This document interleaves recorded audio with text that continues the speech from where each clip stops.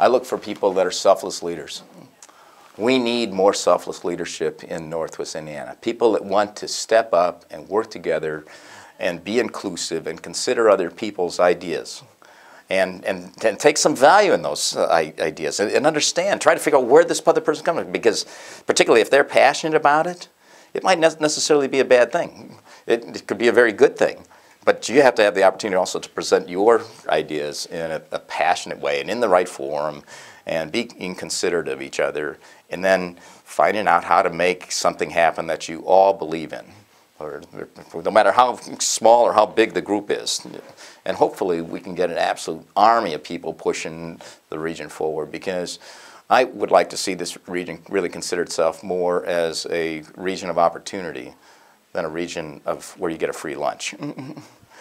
But we have just tremendous resources here with Lake Michigan, the commuter rail, the confluence of our roads, our freight infrastructure, the Dunes National Lakeshore.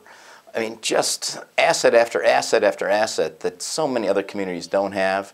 And we're not doing enough to take advantage of those assets and really improve our region's economy and the quality of life. I get a chance in our territory too, and this is one of the values that Diane and I bring to the table, is you get a chance to see a lot of stuff.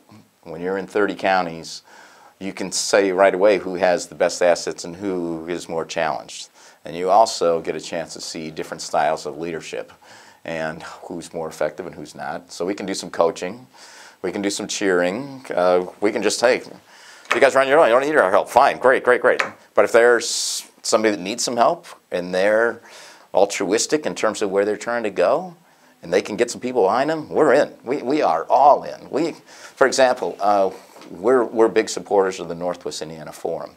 And the Forum right now, under the leadership of Mark Mazel, and with the support of our board and his staff, are really beginning to turn around Northwest Indiana's culture and proving ourselves that we can put things together. Try to look back in history a little bit. You know, the steel mills are here because they had proximity to the Midwest. They actually, took a bunch of marsh and land and, put mills on it and created steel. Now, one thing that people don't think about is, we used to have wooden plows. Now, wooden plows didn't work very well in Midwest clay. Somebody builds a plow out of steel, geez, that's marketable.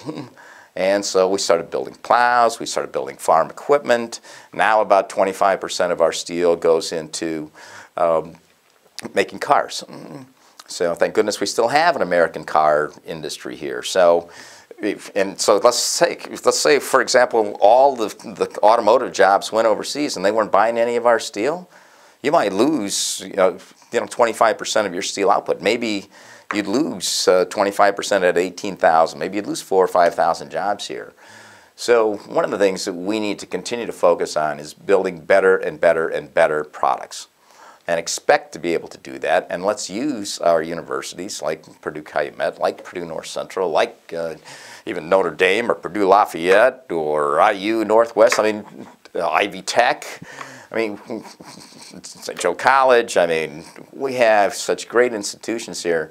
We have got to get into the minds of young people and have them believe that tomorrow will be better. And we also need to talk to parents about having their children believe that I can get a job instead of washing cars at the car wash or flipping burgers or taking tickets someplace for an amusement ride. Think about creating something, building something. And that's there. And so there's room for many, many types of jobs in Northwest Indiana, but our focus has got to be on creating better and better products that can compete in a world market and getting people believing that they can actually produce those products.